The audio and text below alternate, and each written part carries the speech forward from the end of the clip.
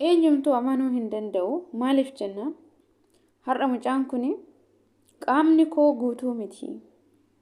Yeroodhaan booda qaamni koo hir'ate adagaa makiinatiin osoon karaa gubbaa deemu makiinaan na rukuteetu qaamni koo na hir'ate galgala keessaa.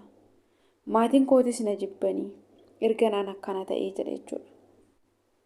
Baay'ee garaa nama nyaata garuu obboleettii kana jireenya isheetitti taphate jechuudha. Birrii isheetitti hin hafne yookiin isatti hin hafne waa lama kan ishee dhoowwe jechuudha. Ashama harka fuunee jirra jirtuu bakka jirteetti nageenya waaqayyoo isiniif haa baay'atu. Warroonni chaanala kanaaf haaraa taatan subscribe gochuun gara maatii kootti dabalamaa. Warroonni maatii koostaatti hordoftan guddaa galatoomna isinan jedha. Egaa guyyaa har'aa maaliif walitti deebine yoo jettanii akkuma jalqaba irratti argitanidha. Baay'ee nama gaddisiisa jechuudha. Egaa yeroo ammaa kana keessatti eenyu akka amanu hin ulfaata jechuudha. Obboleettii kana baay'ee miidhe. Maaliif jennaan waan dhala namaa irratti raawwachuu hin qabnedha kan inni irratti raawwate jechuudha. Garuu isheen gaarummaa isheetiin isaaf waan gaarii oolaa turtus garuu inni akkasitti hin deebisneef jechuudha. Dubartoota baay'eetu yeroo baay'ee nama tokko wal baranii gaafa nama san eenyummaa isaa baran yookiin nama sun qaama hir'uu ta'uu isaa gaafa baranii meeqatu namni sun osoo jaalatu gatee biraa deema jechuudha. Garuu har'a isheen kun namni kun qaama hir'uun jira jedhee gaafa inni isheetti dhiyaatu isheen garuu taqabbaltee waliin jiraachaa turte jechuudha. Guyyaa tokko ni fayya jettee yaalchisaas turte jechuudha. Akka guyyaa tokko fayyee dhaabbatee akka nama kamiyyuu deemu isheenis abdii qabaattee gara fuulduraatti qarshii koo osoo hin jedhin isa yaalaa turte jechuudha. Biyyuma Dubaay kana keessa turte. Isaaf jecha garuu waa hedduu akka taate isheen illee dubbatteetidha kan jirtu. Inni garuu dhugaadhaan osoo hin taane sobaan isheetti dhiyaate, itti fakkeessetti isheetti dhiyaate jechuudha. Osoo qaamni isaa guutuu ta'ee jiru qaamni koo hir'uudha, ani akaal gudaatanyaadha jedheetu dubartii kanatti dhiyaate jechuudha. Sababa saniin birrii ishee irraa nyaachaa ture. Kan ittiin gaffa'amu gaarii ittiin gaffa'amu kanallee namarraa kireeffateeti siistema ittiin birrii ishee irraa fudhatuun jechuudha. Maatiin koo na jibbee jedhe gaafa nani akkana ta'uu koo argu maatiin koo na jibbee hundumtuyyuu natti jijjiirame ishee qofan na waliin hafee. Har'a garuu ishee kanaaf dubartii kanaaf kun hin tagabba'u ture jechuudha. Inni garuu siistema birrii ittiin nyaatu malee qaamni isaa hir'atee waa ta'eetii miti. Namni gaafa dhugaadhaan keessa isaa qulqullummaadhaan jiraate namaaf waan gaarii yaade yeroodhaaf miidhamuu danda'a garuu yeroo tokko mootuu ka'uu danda'a jechuudha. Har'a inni akkasis jedhee sobee ittis dhiyaatu akka tasaa ta'e warroota kaameraa karaarra deemanii waraaban kanaan dhugaan nama kanaa baate namni kun qaama guutuu ta'uu isaa kan barame jechuudha. Gaarii kanaan gaffaame iddoo maznanyatitti ishee waliin dhufe. Garuu boodarra dhugaan baramee gaafa jedhu luka isaatiin deemuu eegalee jechuudha. Dhiirota akkana akka jibdootatu jira jechuudha. Dhiirota akkana sobantu jira jechuudha. Kanaaf iyyuu nama kamiyyuu gaafa FB irraan amma obboleettiin kun as teesseeti biyya Arabaa kana keessa teesseetu miidiyaa irraan barte yookiin feesbuukii irraan nama kana barte jechuudha. Nama kanaanis wal bartee akka inni qaama hir'uu ta'e ni beekti. Qaama hir'uu akka ta'e kan itti hime galgala keessa yookiin yeroodhaan booda akka ta'edha kan itti hime malee uumama isaa akka hin ta'inidha kan inni isheetti hime jechuudha.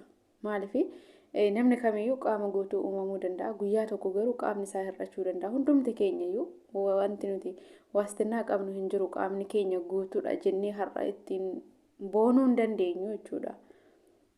Borumaal akka taanee qaama keenya tokko keessaa tokko akka hir'atu hin beeknu waan ta'eef jechuudha. Wanti hunduyyuu harka waaqayyooti kan jiru. Kan qaama guutuun uumes waaqayyoodha. Borus immoo qaamni keenya yoo hir'ate nuti wanti ofii keenya of eegnee iddoo kanaan of keenyas hin jiru. Waaqayyoon nu eegate iddoo kanaan nu gahe malee. Namni qatu qaama guutus uumamee galgala keessa kan ija isaa dhabeetu jira.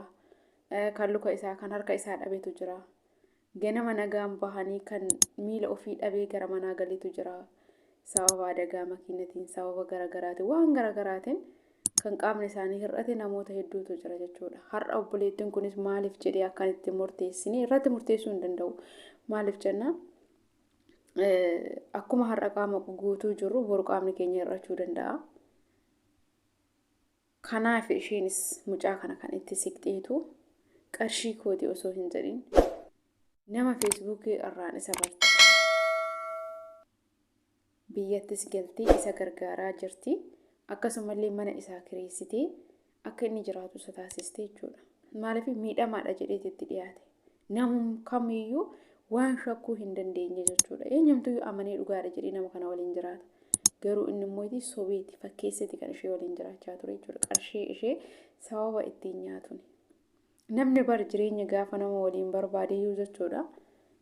Qarshii sanii yoo hojjetee jireenya isaa boruutiif kan waliin ishee waliin jiraatuuf yoo waan gaariirra oolchee birrii isheerraa fuudhe homaa jechuu miti. Maaliif boru isaan lamaan tokko yoo ta'an waliin ittiin jiraatan jedhama. Garuu har'a dhimmichi osoo san hin taane inni ishee dhoksee kan maallaqa isheerraa nyaachaa jiru jechuudha. Inta gabba'u ture dubartii kana. Dubartiin kamiyyuu namni kamiyyuu kana hin godhu dhugaa dubbachuudhaaf. Har'a maatii ishee biraatti jibbamtee hiriyoota ishee biraatti jibbamtee dhiisee jechaanii turan maatiin isheetillee jechuudha naan jedhanii itti. Yeroo baay'ee maatiin gaafa waan tokko dhiisee yookiin akkasiin godhin nuun jedhanii nu miidhuudhaaf miti. Akka nuti iddoo gaarii geenyuu ni barbaadu. Akka nuti gaa'ila gaarii uumannee jireenya gammachuu akka jiraannu ni barbaadu. Garuu immoo wanti sun yoo isaanitti mijachuu baate ni miidhamti ijoolleen keenya jedhanii nu yaaduu irraa kan ka'e irraa waan tokko irraa nu dhoowwan malee nu miidhuudhaaf miti jechuudha. Kanaaf yeroo gaafa namni tokko yoo maatii waan nuun jedhu maaliif jennee dhaabbannee ilaaluu qabna. Nama har'a wal barree maatii keenya kan iddoo kanaan nu gahee jijjiiruu hin qabnu jechuudha. Har'a obboleettiin kunis dhagahaan turre maatiin ishee gaafa dhiisi jedhaniin jechuudha. Garuu inni isheetti taphachaa ture. Maaltu beeka ammas jechuudha bultii qabaachuu danda'a. Bifa kanaan shamarran biraas ta'ee qarshii irraa nyaachuu danda'a hin beekamu jechuudha. Kanaafiyyuu gaa'ilees yoo ta'e hin dhaqqabamu. Guyyaa waaqayyoon jedhe biyya keenyatti galee gaa'ila uummachuu dandeenya. Dirqama nuti har'a irratti nuuf haa ta'u jenneedhaaf miidiyaa irratti nama eenyummaa isaa hin beekne wal barree boru jireenya naaf ta'a jennee yaaduun baay'ee ulfaata. Nama hundaa miti warroon akkas godhanii darbee nama tokko jechuudha. Warroonni miidiyaa irraa wal baranii gaa'ila dhaabbatanii waliin jiraachaa jiranis namoota hedduutu jira. Kan immootu bifa kanaan qarshii ishee nyaatee sobee itti fakkeessee waan garaagaraa isheedhaan jedhee booda karaatti ishee gatus akkasumatti jechuudha. Har'a waan isheen gaarii isaa oolteef waan isheen isa gargaarteef jechuudha. Isheetti qarshiin homaan fakkaatu. Ani garuu waggaa kan hunda biyya Arabaa hojjettee waggaa kan hunda akkas taatee birrii keenya jedhan yeroo baay'ee jedha. Isheen garuu inni haa fayyuu fayyinna isaa ta'uuti malee qarshii sanii miti.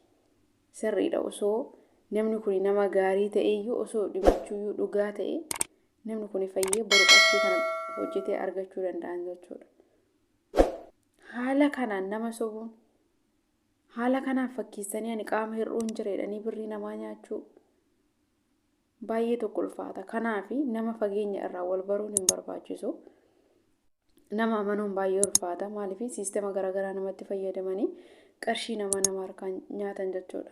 Nuti jireenya biyya ormaa jaalannee miti kan hojjennu. Baay'inni keenya dirqama nuti ta'e of jijjiiruuf jecha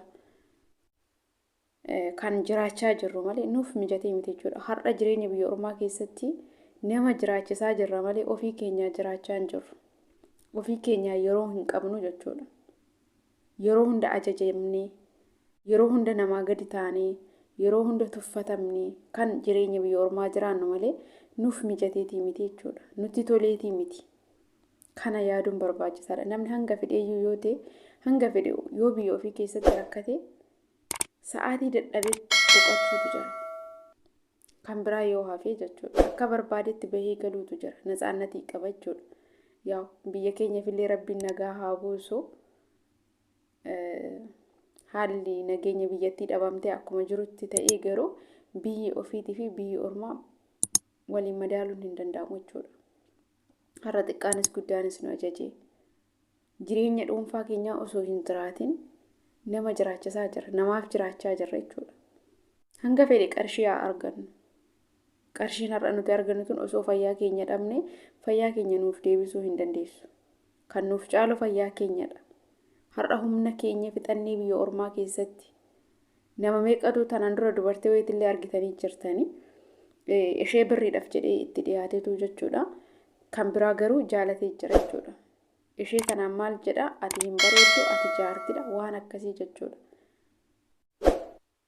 Kanaafi akkasitti nu madaalanii jechuudha. Nuti maaliifi qarshiidhaaf jecha of jijjiiruudhaaf jecha qarshii argannaatti waa hedduu dhabaa jirra barnu jireenya biyya ormaa keessatti. Kanaafis miti kan biyyaa baane. Nama tokko miidiyaa irraan barree jireenya nuuf ta'aafi miti. Karoorri nuti biyyaa baaniin hojjetannee waan dhuunfaa keenyaa tokko qabannee biyya keenyatti gallee jiraannadha malee gaafa biyya galame sin qaqqabama. Kan rabbi namaaf fire eessuma nama jalaa hin deemu jechuudha. Kanaafi suuraa nama sanii jaalanneedhaaf sagalee isaa dhageenyadhaaf namni kun akka namaatitti yaada, namni kun gaariidha jechuun baay'ee ulfaata jechuudha. Har'a baadiyyaa mitiitii obboleettiidha sa'aatiitti yaadni keessa jirra. Argaa jirra miidiyaa irratti jechuudha. Gaafa nama tokko irra miidhaan ga'e nuti maaliif akka irraan baranne ana naaf hin galu. Namni kamiyyuu gaafa namatti dhiyaatu nama gaarii namatti fakkaata.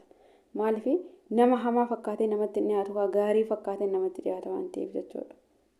Nama gaariidha jennee kan nuti itti sun immoo osoo karaa dheeraa waliin hin deemin waan xiqqoo irratti nama san hubachuu ni dandeenya jechuudha. Sijjammar namni jireenya boruutiif nama hin barbaanne tokko karaa siistema ittiin birrii qarshii nama harkaa baasu garaa qarshii namaa ittiin nyaatu kan barbaadu jechuudha. Hojjetee nama gargaaruu mitiiti.